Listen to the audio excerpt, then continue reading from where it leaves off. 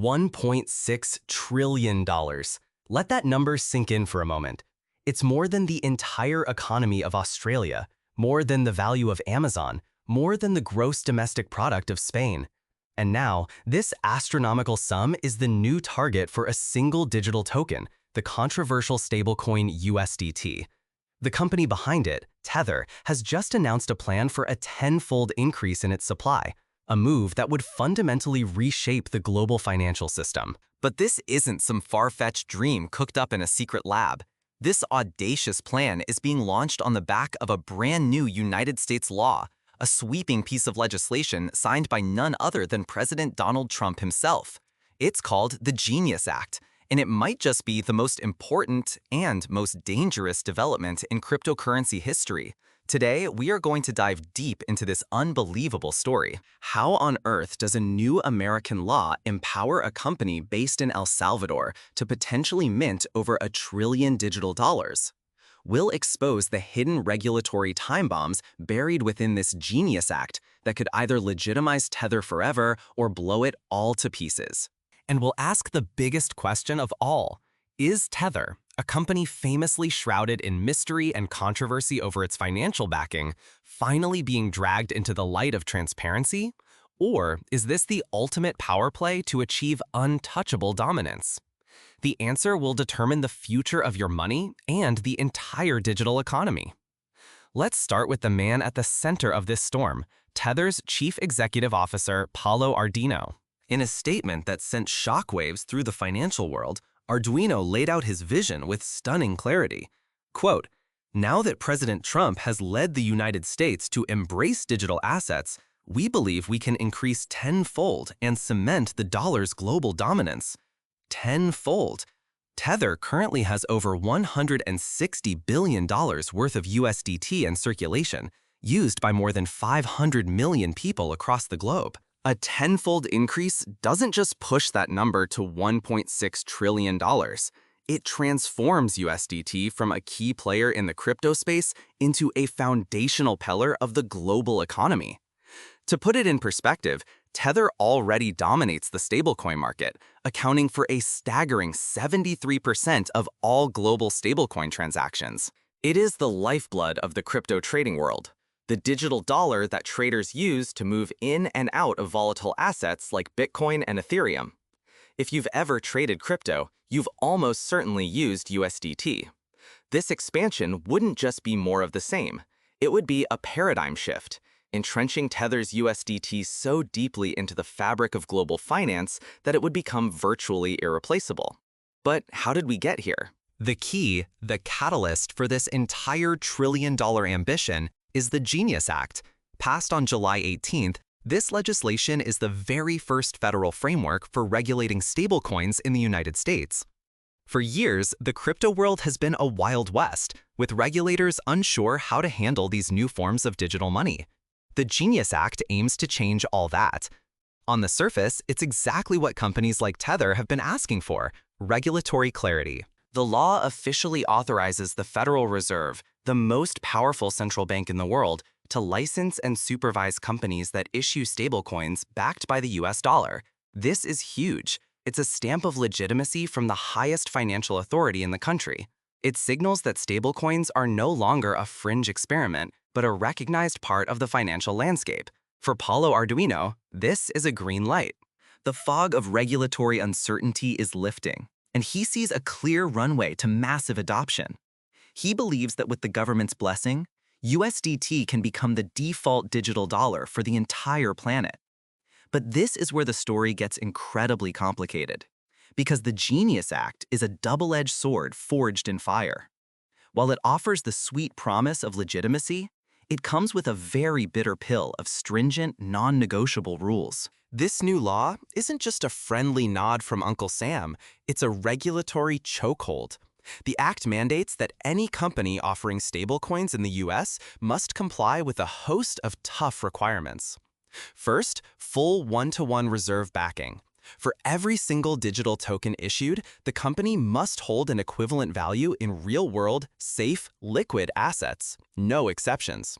Second, strict anti-money laundering, or AML compliance. Companies will have to monitor transactions and report suspicious activity, just like a traditional bank.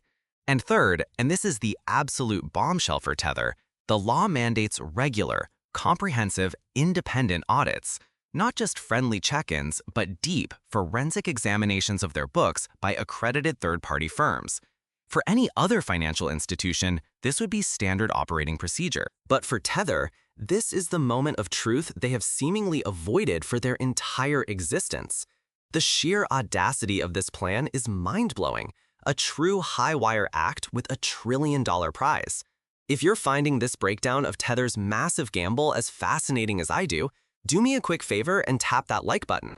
It tells us you want more deep dives like this and truly helps the channel grow. You see, for years, Tether has been dogged by one persistent, damaging question. What is actually backing USDT? The company, which operates not from New York or London, but from the crypto-friendly nation of El Salvador, has long claimed that every USDT is backed one-to-one by its reserves. The problem?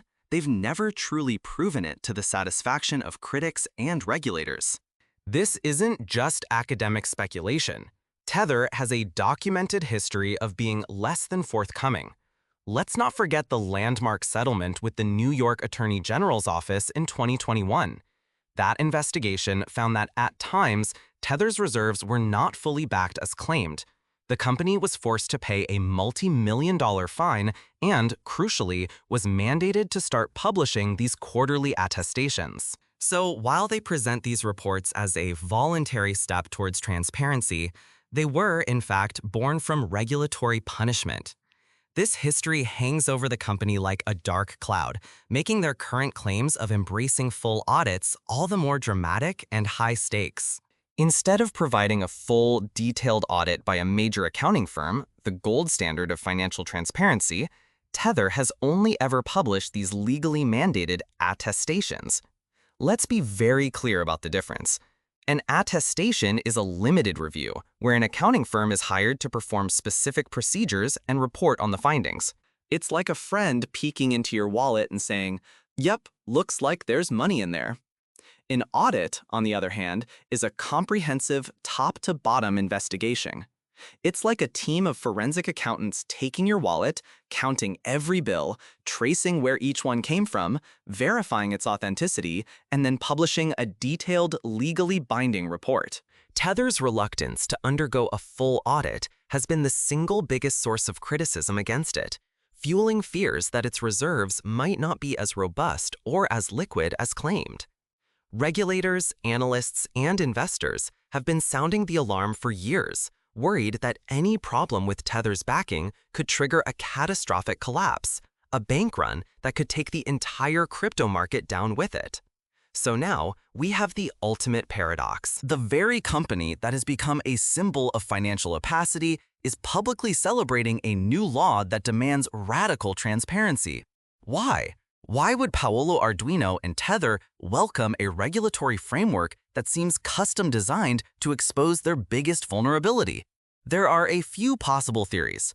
The optimistic view is that Tether has finally cleaned up its act. Perhaps they have spent the last few years quietly preparing for this moment, diligently ensuring their reserves are impeccable and ready for the harshest scrutiny. In this scenario, the Genius Act isn't a threat. It's an opportunity to silence the critics once and for all, prove their legitimacy, and unlock that trillion-dollar future. They've pledged to comply with all the new rules and have even reiterated their commitment to finally undergo that long-awaited full audit.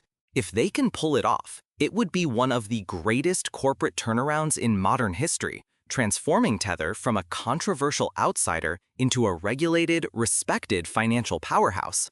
It would be a checkmate move, silencing doubters and solidifying their market leadership for a generation. But there is a more cynical and perhaps more realistic view. This could be a colossal bluff. Tether might be betting that they can navigate the new regulatory landscape, perhaps finding loopholes or simply presenting their existing attestation-style reports in a way that satisfies the new requirements without ever truly opening the kimono. They might believe that their sheer size and importance to the crypto ecosystem, remember, 73% of all stablecoin volume, gives them leverage. Cracking down too hard on Tether could cause systemic risk, something the Federal Reserve would be keen to avoid. It's a high-stakes game of regulatory chicken. Tether is swerving into the path of the regulator, betting that the regulator will be the one to flinch first. The company's ability to actually deliver on its promises, especially regarding a full, transparent audit of its reserves, will be the ultimate test. It's the critical factor that will determine whether they can maintain their crown in this new, regulated era. And the pressure is mounting because the sharks are circling. The Genius Act doesn't just put Tether under the microscope. It rolls out the red carpet for some of the biggest and most powerful players in traditional finance. Giants like MasterCard are already showing keen interest in launching their own regulated stablecoins. Imagine a world where your credit card provider, say MasterCard or Visa, offers you a digital dollar wallet directly in their app. A wallet that is fully insured, seamlessly integrated with every merchant on the planet, and backed by a company whose name is a synonym for financial security. This is the threat Tether faces. These giants don't need to build a user base from scratch. They already have billions of customers. They don't need to fight for legitimacy. Their legitimacy is their primary asset. They can leverage their vast infrastructure for global payments, their enormous marketing budgets to build trust, and their cozy relationships with regulators to ensure a smooth path to market. The battle would be one of culture and technology. Tether's decentralized, fast-moving, and somewhat opaque ecosystem versus the centralized, slower, but ruthlessly efficient and trusted machinery of traditional finance. It's a true David versus Goliath scenario. Only this time, David is already a giant in his own right, but Goliath has the backing of every government and central bank on Earth. This brings us to the final fascinating layer of this story, the geopolitics. Remember Paolo Arduino's quote? He didn't just talk about growing Tether. He specifically mentioned cementing the dollar's global dominance. This isn't just corporate marketing speak. It's a direct appeal to American national interest. In an increasingly multipolar world where countries like China are actively promoting their own digital currency, the United States is in a race to maintain the dollar's status as the world's reserve currency. Let's be more specific about the rival. China's digital yuan, the ECNY. This is not a theoretical project. It's already being trialed with millions of citizens. The ECNY is designed for state control.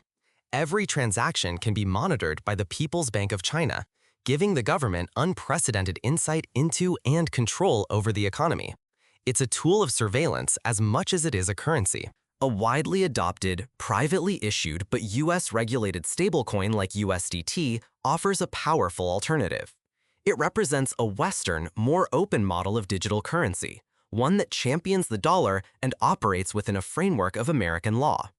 It allows the US to compete in the digital currency space without building a Fed coin from scratch, effectively outsourcing the technological innovation to the private sector while retaining regulatory oversight.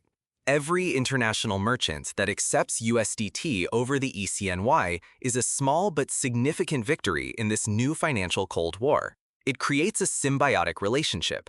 Tether gets the legitimacy it craves, and the United States gets a powerful private sector partner in its economic competition with global rivals. So where does this leave us? Tether stands at a historic crossroads, facing a future of unprecedented opportunity and existential risk. The Genius Act has thrown down the gauntlet. To claim its $1.6 trillion prize, Tether must step out of the shadows and embrace the kind of radical transparency it has fought for years to avoid.